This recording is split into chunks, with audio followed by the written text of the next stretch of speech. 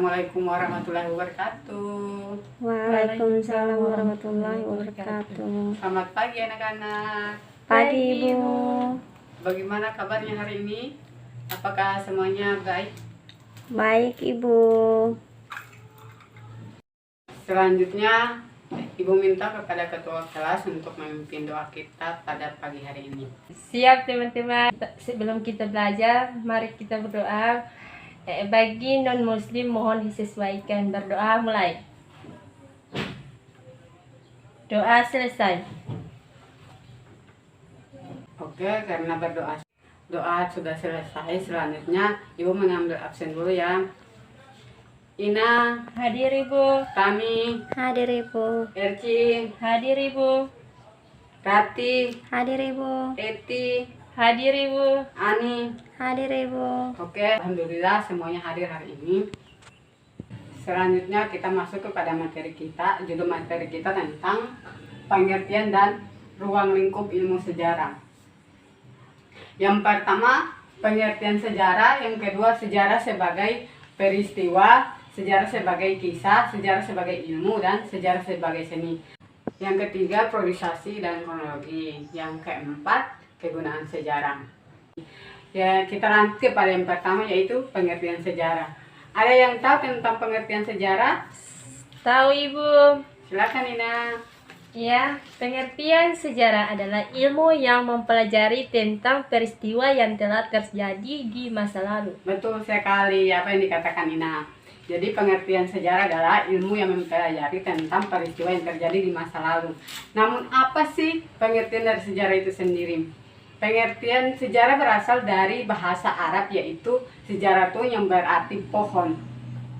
Mengapa sejarah berasal dari kata sejarah itu yang artinya pohon?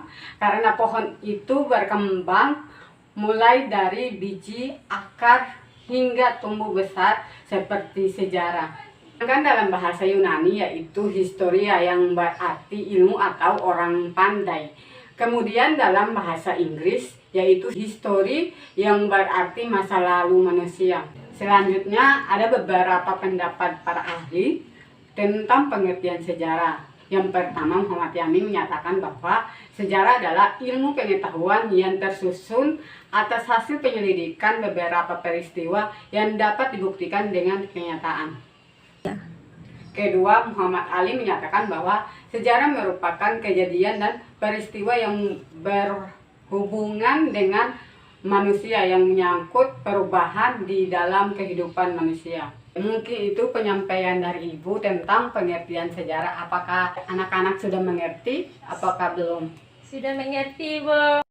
Karena kalian sudah mengerti tentang pengertian sejarah, selanjutnya kita masuk kepada materi yang kedua, yaitu tentang sejarah sebagai peristiwa, sejarah sebagai kisah, sejarah sebagai ilmu, dan sejarah sebagai seni. Ada yang tahu tentang sejarah sebagai peristiwa? Tidak tahu Ibu. Jadi sejarah sebagai peristiwa adalah kejadian itu benar-benar terjadi pada masa lalu serta harus memiliki bukti-bukti yang menguatkan seperti saksi mata peristiwa, peninggalan-peninggalan dokumen, dan catatan.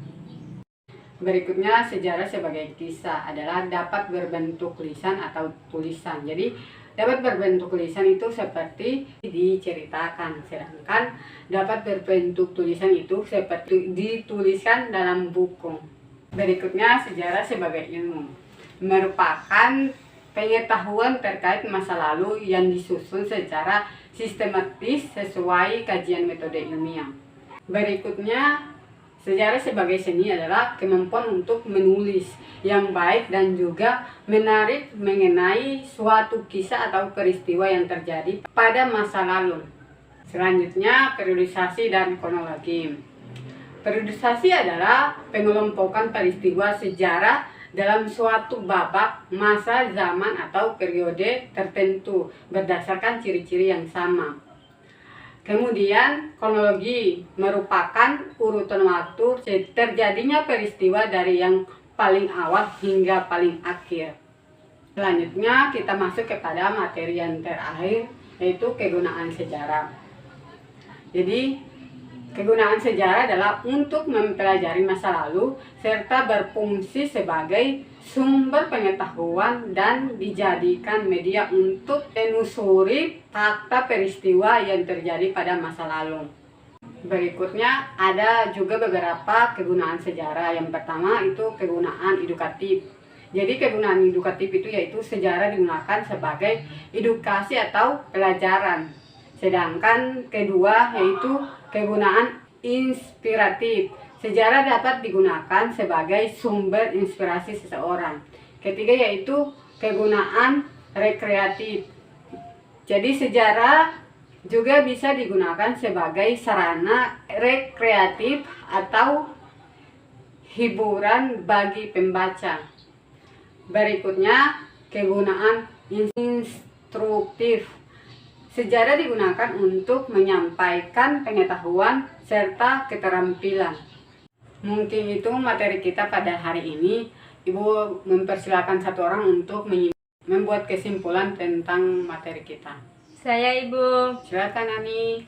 Ya, kesimpulan saya di sini yaitu sejarah merupakan rangkaian peristiwa masa lampau yang menyangkut kehidupan manusia setelah mengenal tulisan. Oke, itu kesimpulan dari Ani. Apakah ada lagi? Tidak ada Ibu. Selanjutnya Ibu menyimpulkan. Jadi kesimpulan dari pelajaran kita hari ini itu sejarah adalah ilmu yang mempelajari tentang seluk-beluk manusia pada masa lampau setelah mengenal tulisan. Sebelum pelajaran hari ini berakhir, Ibu mau tanya, apakah kalian ingat tentang materi yang Ibu sampaikan tadi? Yang pertama itu tentang apa? Pengertian sejarah. Yang kedua, sejarah sebagai peristiwa, sejarah sebagai kisah, sejarah sebagai ilmu, dan sejarah sebagai seni. Yang ketiga, priorisasi dan kronologi. Yang keempat, kegunaan sejarah. Itu saja penjelasan materi kita hari ini. Ibu mau menyampaikan materi pertemuan minggu depan, yaitu tentang tradisi sejarah dalam masyarakat Indonesia, masa praaksara dan masa aksara. Sekian pelajaran hari ini. Salam jas merah, jangan sekali-sekali melupakan sejarah. Wassalamualaikum warahmatullahi wabarakatuh.